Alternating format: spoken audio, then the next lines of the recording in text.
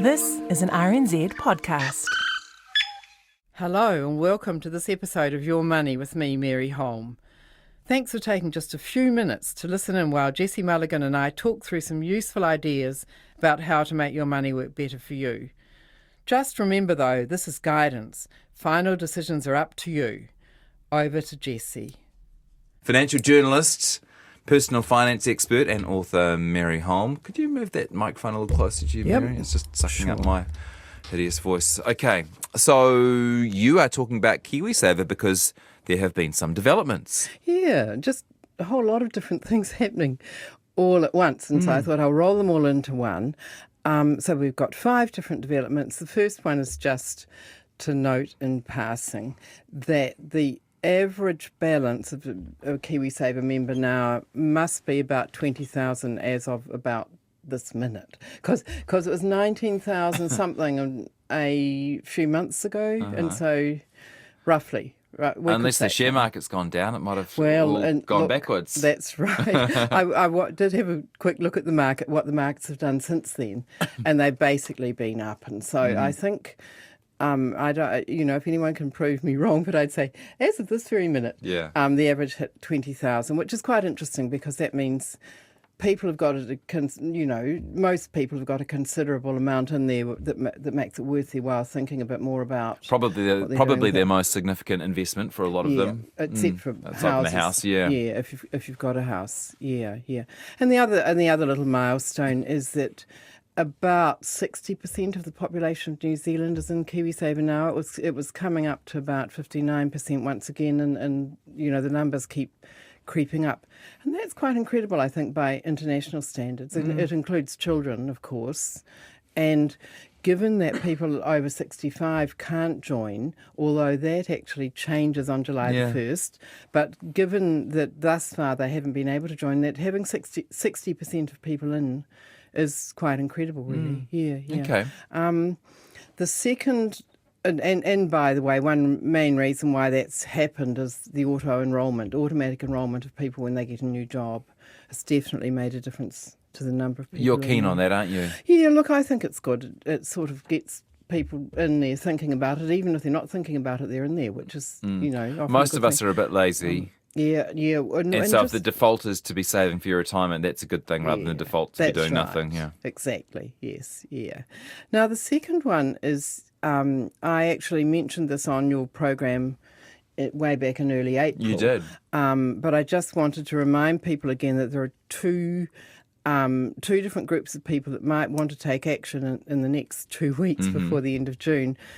One of them is everybody who hasn't yet got $1,042 into their KiwiSaver since last July 1st. And if you can get up to $1,042 in there or more, then you get the maximum government contribution, which is $521. And everybody who's an employee who's earning $35,000 or more and has contributed all year, they are covered. They will have contributed at what rate though? At 3%, which is the minimum rate. Great. Okay. Cool. Employees can do. So any employee who's earning more than $35,000 and has been contributing all year, they're fine. But everybody else should stop and think about whether they have got $1,042 in there. And if they don't know, and many of them won't know, they should ask their provider. And if the provider's a good provider, they will help them work it out. But you better get moving because there's only a couple of weeks to do that. As you have pointed out, it's not quite as simple as this, but really for the first $1,000 that you put into KiwiSaver each year, you get a 50% return because you get 50 cents for every dollar from the government. 50% return that year on that money. Yeah. We can go into that some other time, but it's a really good deal. It's a really good deal. Anyone out there who doesn't know who their provider is, because people who have auto-enrolled don't always know, you can ring 0800 KiwiSaver and have your IRD number with you when you do that, and the IRD answers and tells you which provider you're with. I just did a little bit of maths on this because there are a lot of people in KiwiSaver a shockingly large number who aren't contributing. They're on contribution holidays. And it's a real pity. If you're on a contributions holiday, now it's called a saving suspension. Naughty me. Yeah. They changed the name. That was your idea, Mary. Come on, get with I the program. didn't want to change it. Yeah, this is a bit slack, isn't it? Yeah. Saving suspension. If you're on one of those and you're not contributing, and you feel you can't afford to go back, if you're an employer, you can't go back to putting in 3% of your pay, just put in $20 a week if you can, which will get you to the the 1,042 a year, which will get you the maximum government contribution. If you can't put in that, if you're on a saving suspension and you can only put in $20, we'll put that in because it gets you $10 from the government. Every dollar you put in gets you 50 cents from the government, and it all helps. And I've got to say, it hurts each June putting $1,000 in. So if you can set it up to go $20 a week, so that we don't have to have this conversation next June. Yes, you know what I mean. Even though you know it's good for you. You're obviously Last minute, self-employed, Larry. but you're also self-employed. Yeah. Employees, it's automatically coming out of their pay all the time. But if you're self-employed or not employed, then it's up to you to put it in. And I actually set mine up. I wouldn't I? Halo, $87 a month, or $20 a week, or $87 a month is how it works out, and that is a much more painless way of doing it. No, I do $1,000 in June, and then I say, Mary, can you buy the coffees this month? Yeah. I'm long gone. Yeah, and I'm smug. Yeah. I was just working out though. Got the calculator out and had a look at the 521 a year. If you were doing it from age 18 to age 65, that money, that government money that's coming in, would amount to over $100,000 if you're in a high risk fund, and over $60,000 if you're in a medium risk fund. Just that money, apart from the employer contributions. So that's money you're otherwise missing out on. If you do it for only 20 years, it comes to about $20,000. So if you are now 45 and you start putting this money in, you'll get that'll grow to about $20,000 in a high risk fund, or $15,000 in So a low worthwhile. one. So it's really a pity not to line up and get that. Someone's asking Mary if the $500 payment from the government is automatic, or do they need to apply for it? It's automatic, really. I mean, what happens is the KiwiSaver provider feeds the information through onto IRD, and it comes back. But as far as you're concerned, it's automatic, and then the other thing that people have got to, which I heard you promoting earlier today, people between 60 and 64 who are not in KiwiSaver, and there's a lot of them, and they've always, people have often said to me, it's not worth it. It ends at 65. Not worth bothering with now. It doesn't actually end at 65 anymore come July the 1st, although people over 65 will be able to join. They won't get government contributions, and they won't get compulsory employer contributions. They might get voluntary employer contributions if they're an employee, but in any case they can still be in the scheme. And sometime in July we can talk a bit more about the situation for them. But talking today about people between 60 and 64, the deal with people who join at that age is that they get 5 years of government contributions and employer contributions, compulsory employer contributions, regardless of... So if they join at 64, they'll get it through to 69. And so I've always said to people, hey, get in there. You've got 5 years of $521 from the government, and possibly employer contributions too if you're an employee, which comes to more than... The government ones come to more than $2,600. I mean, why would you turn that down? But... the thing is that everyone in that situation's got to join before the 1st of July, because after that the rules change and they don't get the 5 years regardless of the fact that they've joined over 60. They get it'll stop at 65. If you joined during July or from any time after that, you miss out on the government contributions and compulsory employer contributions from then on. So, I mean, there is a trade-off going on here, because people who join now, between 60 and 64, can't actually get access to their money for 5 years. They get 5 years' worth of money coming in from the government and employers. The quid pro quo is that they can't get access to the money for 5 years. But whereas normally people can get access from 65 on. And for most people that might not matter too much, but the rules are changing so that next year they can choose. Those people, the 60 to 64-year-olds who join now before the end of July, their money is tied up for 5 years, but there's going to be a change of rules next year in April 2020 where they can choose to either say, I don't want that anymore, I want access to my money now. If they do that, though, they will lose the 5 years of contributions that go past 65. So I hope I haven't made that all too confusing. In general, I would say anyone between 60 and 64 who's not in, get in and get that free money from the government. Why wouldn't you? Am I right thinking over 65-year-olds are not eligible for this government contribution, asks one person? Yes, that's correct. And except if you get in between 60 and 64, then you're eligible for 5 years' worth. So from 64 to 69 or from 62 to 67, etc. But apart from that, and then after July 1st, when the 65 pluses are allowed to join, they won't get government contribution. Kate says, this is a bit off topic, but I thought I'd share it with you.